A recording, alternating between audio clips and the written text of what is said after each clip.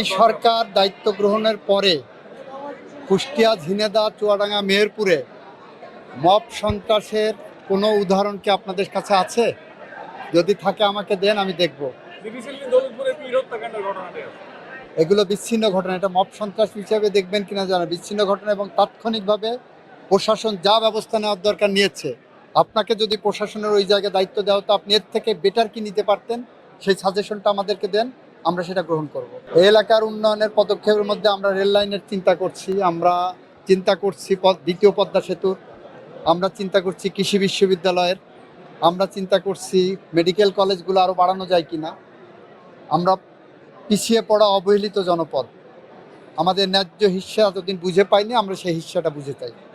আমরা রেল লাইনেরটা অনেক দূরে গিয়েছে, কোনটা আগে হবে বলতে পারছি না, পাতে গিয়েছে কিছু। বাংলাদেশের ইতিহাসে বাংলাদেশের মানুষের ভোটের কালির দাগ মুছে দেওয়ার আগে মাননীয় প্রধানমন্ত্রী তার দেওয়া কথা রেখেছেন। উনি বলেছিলেন ক্ষমতায় গেলে 10,000 টাকা পর্যন্ত কৃষি ঋণ মওকুফ করবেন।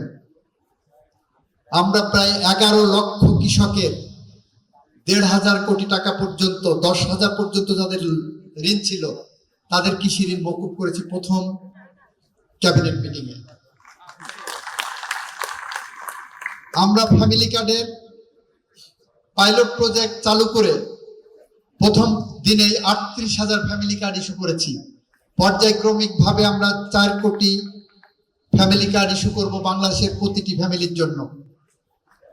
আমরা ইতিমধ্যে কৃষি কার্ডের উদ্বোধন করেছি, যার উদ্বোধনের অন্যতম অংশীদার ছিল 16 কোটি মানুষ। হানাহানি, রক্তপাত এটা থাকবেই। রাজনৈতিক বিরোধ এটা আদর্শিকভাবে থাকবেই। এই স্টেজে যারা বসে আছেন তাদের অধিকাংশের সাথে আমার রাজনৈতিক বিরোধ আছে, তাদের অধিকাংশের সাথে আমি রাজনৈতিকভাবে একমত নই, কিন্তু আমাদের চিন্তার ঐক্য,